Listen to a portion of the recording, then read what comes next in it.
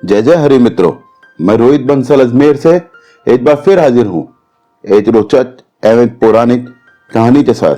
दोस्तों, भाद्रपद कृष्ण पक्ष छठ क्यों उपछठ का त्योहार मनाया जाता है। इसे चांद छठ भी कहा जाता है, इसे हल छठ भी कहा जाता है, इसे चन्ना छठ भी कहा जाता है, इसे चंदन छठ भी कहते हैं। इस दिन बलराम जी का जन्म हुआ था। कृष्ण जी के बड़े भाई बलराम जी इसी दिन पैदा हुए थे। उपछठ वाले दिन कुंवारी लड़कियां एवं विवाहित स्त्रियां व्रत करती हैं। कुंवारी लड़कियां अच्छे पति की कामना के लिए व्रत रखती है और विवाहित स्त्रियां अपने पति की दीर्घायु के लिए व्रत रखती है। वैसे यह व्रत कुंवारी लड़कियों में सबसे ज्यादा प्रचलित है। इस व्रत में शाम को मंदिर जाकर मंदिर के दर्शन करे जाते हैं और परिवार की सुख समृद्धि की कामना करी जाती है।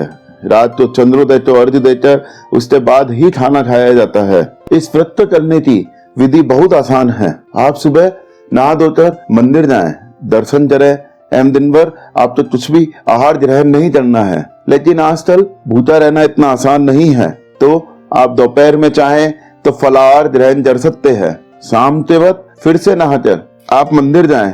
एक मान्यता और प्रसिद्ध है कि आप जब मंदिर जाते हैं और मंदिर में आप जब चरणामृत ग्रहण करते हैं तो कहा जाता है कि अगर आपने चरणामृत बैठकर ग्रहण करा है तो आप चांद उतने तक आराम से बैठ सकते हैं, खड़े हो सकते हैं। लेकिन अगर आप चरणामृत खड़े खड़े ग्रहण करते हैं तो आप तो चांद उतने तक, चंद्रोदय तक आप तो खड़ा ही रहना पड़ेगा। श्रावण मास में जो झूले लगते हैं वह झूले भी उपछठ वाले दिन आखिरी दिन होते हैं। इस दिन मंदिरों के अंदर जाकर पूजा अर्चना करनी चाहिए। मंदिर जाके आने के पश्चात घर पे आकर आप तो उपछठ माता की कहानी सुननी है और उसके बाद गणेश जी की कहानी सुननी है। यह कहानी क्या है मैं अब आगे आपको बताऊंगा। कहानी सुनने के बाद चंद्रोदय होने का इंतजार करना है। जब भी चंद्रोदय होए तब आप तो चंद्रमा को अर्घ्य देना है। जल से अर्घ्य देकर रोली, चावल आदि के छींटे लगाने हैं और कुछ भी मीठे का भोग लगाना है। चंद्र को अर्घ्य देकर आप अपना व्रत खोल सकते हैं। तो आइए अब जानते हैं उपछठ की कहानी के बारे में। कहा जाता है कहानी जो भी सुनता है इस व्रत का पूरा फल प्राप्त होता है। किसी गांव में एक साहूकार और उसकी पत्नी रहते थे। साहूकार की पत्नी रजस्वला होती थी। तब सभी प्रकार के काम कर लेती थी। रसोई में जाना, पानी भरना, खाना बनाना सब जगह हाथ लगा देती थी। उनके एक पुत्र था। पुत्र की शादी के बाद साहूकार और उसकी पत्नी की मृत्यु हो गई। अगले जन्म में साहूकार एक बैल के रूप में पैदा हुआ और उसकी पत्नी अगले जन्म में चुटिया बनी। ये दोनों अपने पुत्र के यहाँ ही थे। बैल से खेतों में हल जुताया जाता था और चुटिया से घर की रखवाली करती थी। श्राद्ध के दिन पुत्र ने बहुत से पकवान बनाए। खीर भी बन रही थी। अचानक कहीं से एक चील उड़ती हुई आई। चील के मुंह में एक मरा हुआ सांप था। वो सांप चील के मुंह से छूटकर खीर में गिर गया। चुटिया ने यह देख लिया। उसने सोचा इस खीर को खाने से कई लोग मर सकते हैं। उसने खीर में मुंह अड़ा दिया ताकि उस खीर को लोग ना चाहें। पुत्र की पत्नी ने चुटिया तो खीर में मुंह अड़ाते हुए देखा तो गुस्से में एक मोटे डंडे से उसकी पीठ पर मारा। चोट इतनी तेज थी कि चुटिया की पीठ की हड्डी टूट गई। उसे बहुत दर्द हो रहा था। रात को वह बैल से बात कर रही थी। उसने कहा तुम्हारे लिए श्राद्ध हुआ, तुमने पेट भर भोजन किया हो जा, मुझे तो खाना भी नहीं मिला। ऊपर से मार पड़ी सो अलग। बैल ने कहा मुझे भी भोजन नहीं मिला, दिन भर खेत पर ही काम करता रहा। यह सब बातें बहू ने सुन ली। उसने अपने पति को बताया। उसने एक पंडित को बुलाकर इस घटना का जिक्र किया। पंडित ने अपनी ज्योतिष विद्या से पता करके बताया कि चुटिया उसकी माँ और बैल उसके पिता है।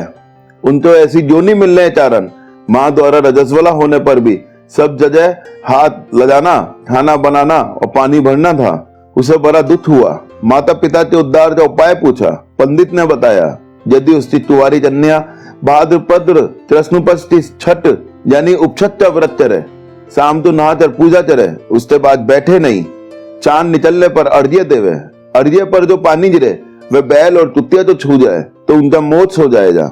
जैसा पंडित ने बताया था कन्या ने उपछठ का व्रत किया, पूजा की, चांद निकलने पर चांद को अर्घ्य दिया। अर्घ्य का पानी जमीन पर गिरकर बहते हुए बैल और चुटिया पर गिरे, ऐसी व्यवस्था की। पानी उन पर गिरने से दोनों को मोक्ष प्राप्त हुआ। उन्हें इस योनि से छुटकारा मिल गया। हे उपछठ माता, जैसा इनका किया वैसे सभी का उद्धार करना। कहानी कहने वाले और सुनने वालों का भला करना। बोलो छठ माता की जय। छठ माता की कहानी के पश्चात हमें गणेश जी की कहानी भी सुननी चाहिए। गणेश जी की कहानी चाहिए जब विंदायत जी की कहानी। कहते हैं विंदायत जी की कहानी सुनने से व्रत का फल 4 गुना बढ़ जाता है। तो आइए सुनते हैं विंदायत जी की कहानी।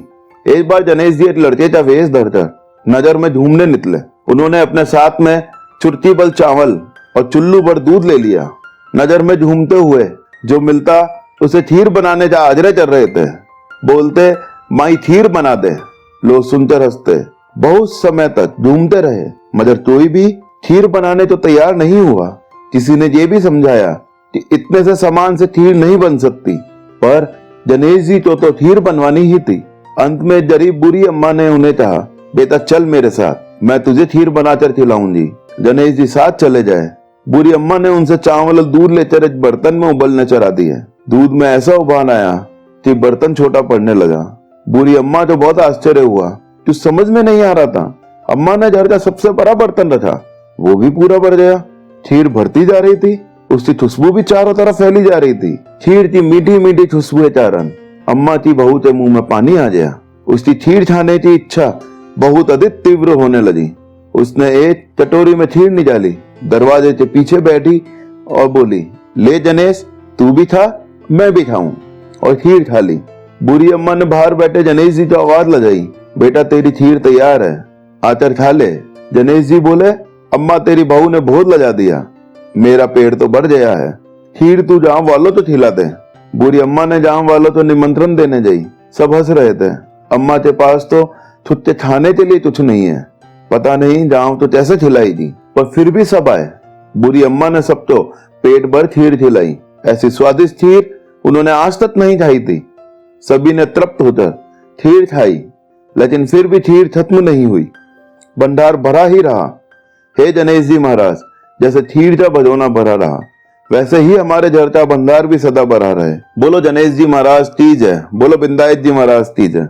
तो दोस्तों, आपको आज की जानकारी कैसी लगी कृपया करके कमेंट में बताइए। अगर वीडियो पसंद आया हो तो इसे अपने दोस्तों के साथ शेयर जरूर करें एवं लाइक करें। ऐसी ही अद्भुत जानकारियों के साथ मैं रोहित बंसल एक बार फिर मिलूंगा। तब तक आप चैनल को सब्सक्राइब करिए। जय जय हरि।